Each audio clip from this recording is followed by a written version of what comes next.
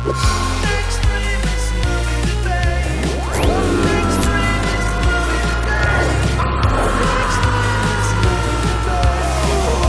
Extremist movie debate. It's the Extremist movie debate.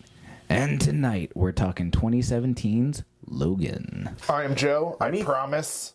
I'm Ethan. One of us is going to love it. One of us is going to hate it. Let the coin decide their fate. I love it. Hey guys, don't go berserker on us. There's spoilers ahead. All right, in this, Good one. it's one of your That's No, of the your berserker thing. better ones, I guess. This movie currently holds a 92% on Rotten Tomatoes, which makes it certified fresh. Joe, Wait, hold on. Do I hate it? yeah. yes, you hate it. It's terrible. Yeah, it is. Oh, wait, I love it. Off to a solid start. Joe, since you hate this movie, this first question is for you. Okay. This comes from Adam Graham of the Detroit News. He says Jackman's performance is Clint Eastwood-esque, and the lines in Jackman's face tell the story of his worn character. He plays Wolverine as a man at the end of his line, adding at least a decade to his 48 years. So how do you feel about Hugh Jackman's portrayal of an obviously aging and depressed Wolverine? You have 1 minute.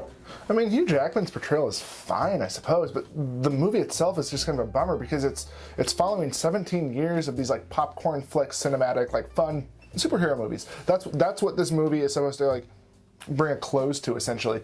But the problem is tonally, this movie does not match up at all with any of those. It's just way too depressing. It's Manchester by the Logan. That's essentially what this movie is. And on top of that, the character's built up to where he's like impenetrable and like doesn't scar, and all of a sudden he has all these scars. So even like the mechanics of the world aren't cohesive with the other movies. And you can say it's aging or whatever you want, but I feel like it's just lazy, and it's essentially Hugh Jackman just being done with this character and he doesn't want to do it anymore.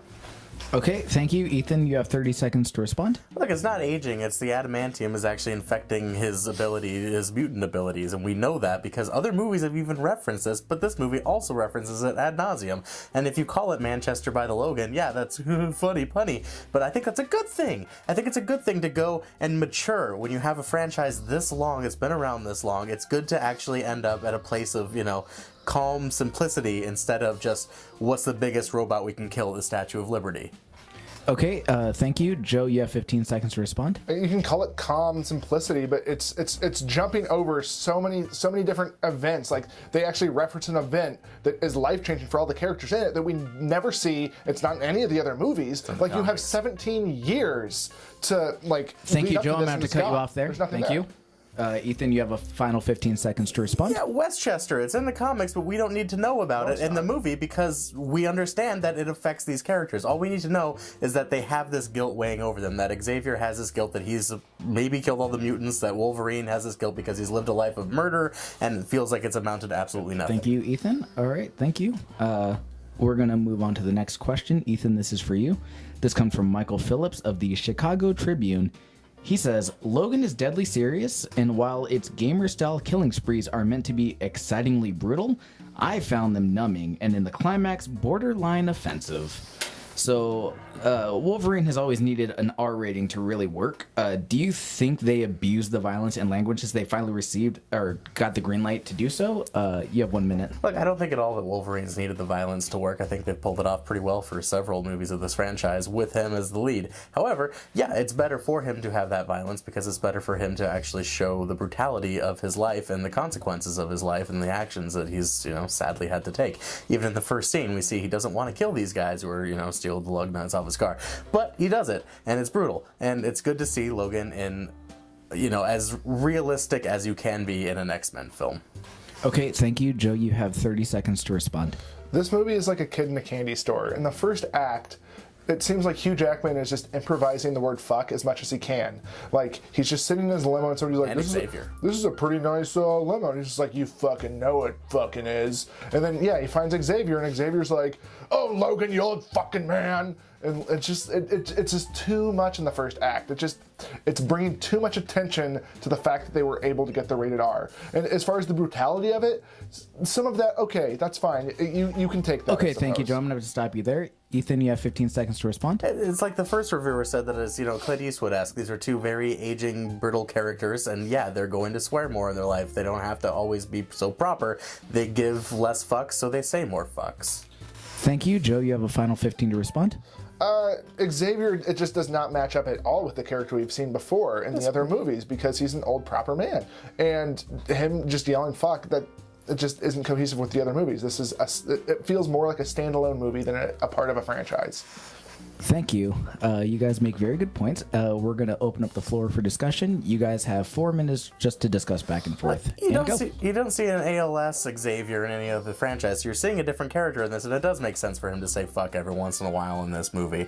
No, because he comes back pretty quickly with Laura. Like, she brings him back to Gives him hope. some sort of like Gives him semblance hope. of sanity and like an equilibrium. She kind of rights his equilibrium. So the fact that he continues to say fuck after he's like not in his like episode does not match up with the character we've seen before. Again, this feels more like a standalone movie than like inclusive with the rest of the franchise, which has been around for 17 years. Almost our entire lives, this franchise has been around. And that is impressive, but why is it such a bad thing for this to be such a standalone movie? Because it's standing on the shoulders of giants, and then it's just pissing down on the giants. I don't know. I think it's, okay, so maybe it's got to step up on the shoulders of giants, sure, but it is standing there and it's just hitting its stride. It's saying, you know what, you've been around for 17 years. You probably started watching this movie when you were 6, this whole franchise when you were 6, and now you are, 25 or whatever, and let's go ahead and mature along with you, and let's give you an adult film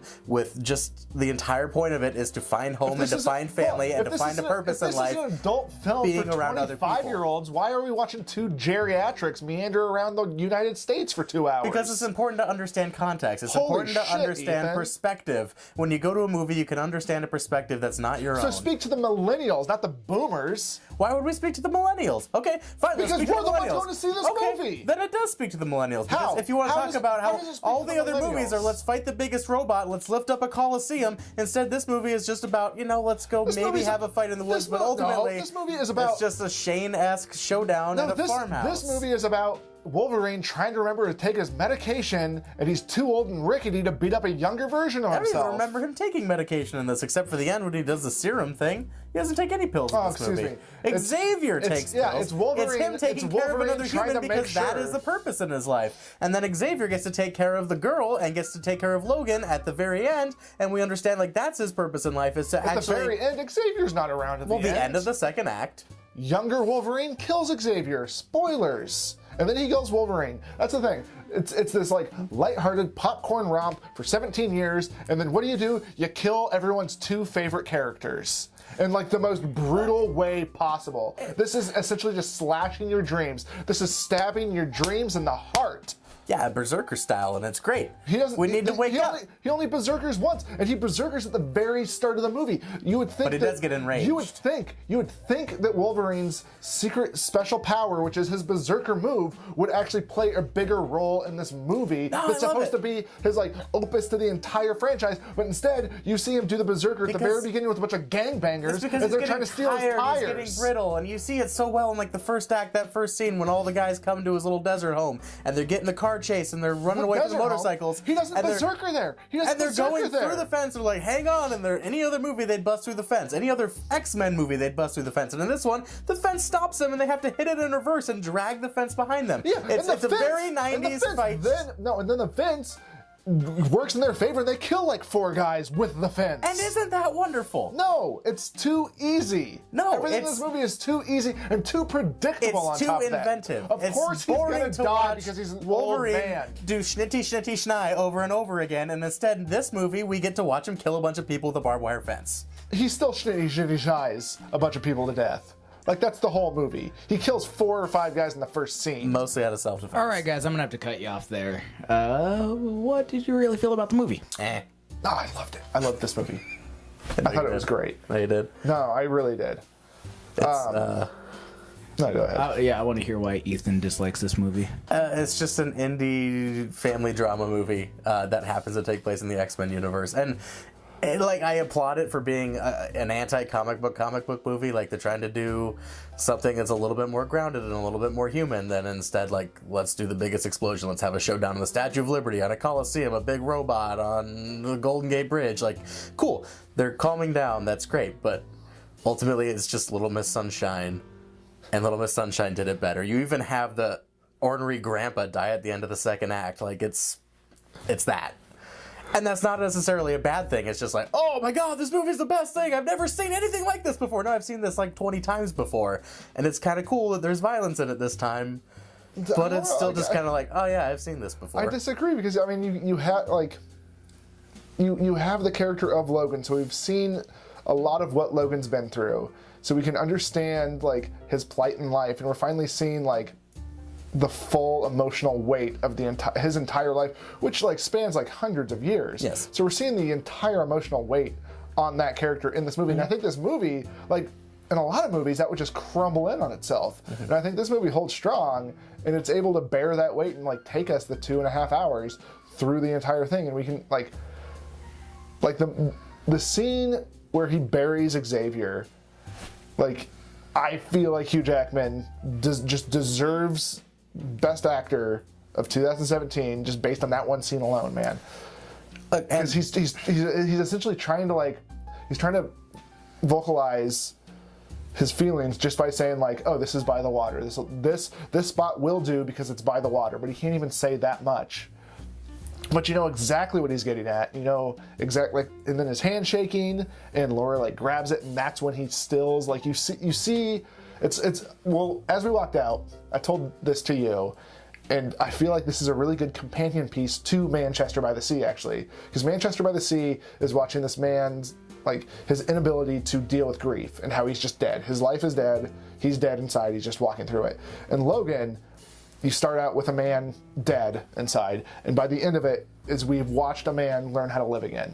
Mm-hmm. So I think this movie actually carries almost a more emotional weight than Manchester by the Sea. But again, I feel like we've seen that movie before. Let's take a grizzled old man and teach him how to live again. I know. Even Gran Torino is that same movie. Oh, don't even dare compare this to Gran Torino. I'm just saying, if you're taking a very overused theme, yeah, you can just put that into any franchise, and they do well. He does well in this. Peace-Stu does well. The kid does well. But I think everything's good in it. I think based on all of this, just recycled. I feel like it transcends the genre, though, because it does. Of course, everything's recycled in life. Every story is recycled. Absolutely. So I can appreciate James Mangold and Hugh Jackman taking a piece of a 17-year-old franchise and just being like, well, fuck the rest of the movies. We're going to go ahead and transcend the genre and just like shit all over everything the Marvel Studios and Marvel Universe is doing, because this movie's better than any one of their movies.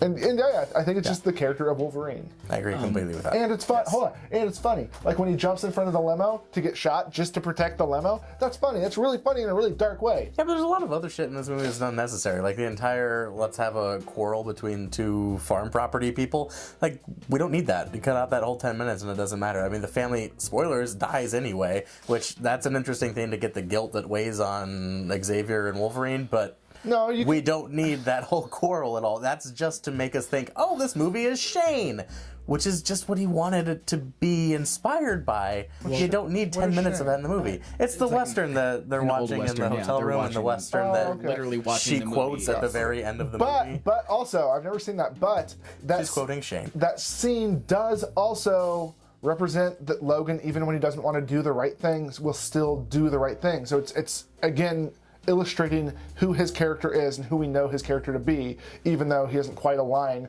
with who we thought him to be for the first half of the movie. And then in that scene when he stands up for the farmer, we realize... I feel like that's exactly who we expect him to be in that scene. Yeah, that's what I'm saying. But the first half of the movie, he is not acting in accordance to where we think he should, based on the previous 17 years. Just because he doesn't want to be an escort mission for a little girl? Also, let me just ask you this real fast. Other than X2, do you like any of the X-Men movies? Not really. There you go. No, I'm with Joe. I really like this movie. I thought this movie is what DC wants to try and be. That's a good way to phrase it. Because, I mean, you look at Batman v Superman, Dawn of Justice, and they talk about how influenced they were by The Dark Knight Returns, which is all about, like, an aging Batman coming back and then not being able to, like, deal with that realization that he's not what he was. And, like, this one is, like, Logan kind of doing the same, but it's also, like, him just kind of accepting at some points that he isn't, you know, the soldier for the X-Men that he once was, and it's kind of just like, fuck all that. Well, I think a good difference between this and Batman v Superman is I don't know if this is good. Well, no, I don't know if Ethan meant it or not, but like how he said this was kind of a simple, like, streamlined movie, like, storyline, and I think that's what it is. Like, Batman v Superman gets so convoluted in trying to hit all of the different, like, themes it wants to, like, attach to it, but this one's just like, oh, it's an old ass Logan. Oh yeah, it's a and- batshit crazy movie. I mean, ultimately, this is about, like, a guy being tracked down by the government who was taking mutant clones, raising them as children to be super soldiers, cloning the guy that they're tracking down as a super robot to go kill him, while he has, like, a geriatric mind reader guy who can freeze time by just screaming and having a seizure. Like, it's a fucking crazy movie, and they you know, none of that is embellished so that you actually on the surface have a very simple movie. What? And somehow they make that balance work. Well, I think that's it. Like, the villain in this movie are just a group of guys trying to track him down. That's when superhero movies work. When you don't make But you can also add many more layers to that group of guys trying to track him down. Like, the movie focuses on, yes, this is a group of guys trying to track him down. However, this group of guys also raised clone X-Men super soldier kids and a super psycho Wolverine robot clone thing. But, well, I mean, I've always talked to you about this. What I enjoy with superhero movies is when the villain's not trying to destroy the world or take over the world. Sure. When they actually Low stakes. When they pare it down, it makes for a much more interesting movie. I mean, like The Dark Knight was Exactly such, like The Dark such Knight. low stakes. Yeah, let's see if these two boats blow each other up. That's the climax. Yeah. All right, well, Any other words, Jeff? Sorry, I kind of interrupted you. I'm sorry. no, I mean, I was just saying, like, you know, fucking nerds are gonna rip me apart everywhere once they see this, but it's like, You're fine. I'm the one that shoulder shrugged. I hate when movies try to rely so closely on the source material without taking, like, creative liberties.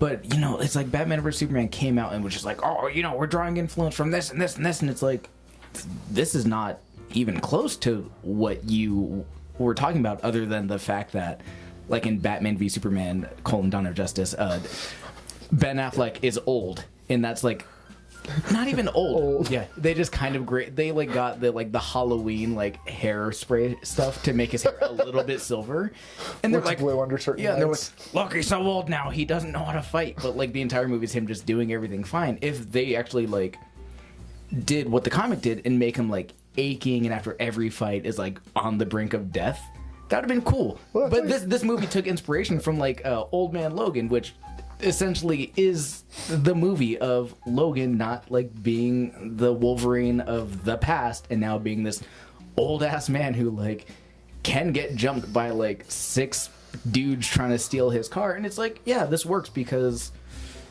you know, you're jerking off everybody in this, like, the comic book fans, the casuals who go see the movie, and you're not, like, making a big deal about it, being like, look what we did. It's just, here's the fucking movie. And I don't know, I think it's good for that. Like, it drew inspiration without drawing too much attention to it, I guess. So, like, people who read the comics can appreciate it, and then, like, casual fans can appreciate it, and without patting itself on the back too hard. Yeah, I mean, it took the core of something and embellished upon that, opposed to trying to adapt it faithfully, which Yelling, tend to work. look at this thing we borrowed.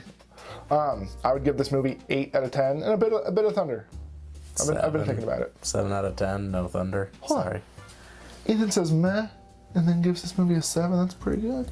It was a fine movie. 7 is an average, so Thank it's you. average. It's a 5's C. average. I guess that's not how I look at a rating system.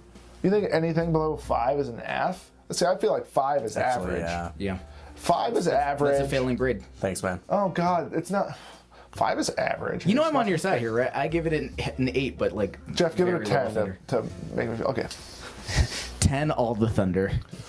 I think you guys think of the rating system. In you guys can skewed hit manner. subscribe either down below or the little logo that's about to pop up. You can leave us a comment if you would like a movie for us to discuss in the future. If you have a question about that movie that you'd like Unpaid Intern Jeff to read aloud to us for us to debate over, go ahead and write that in the comments as well. And thanks, guys. Thank you and good night.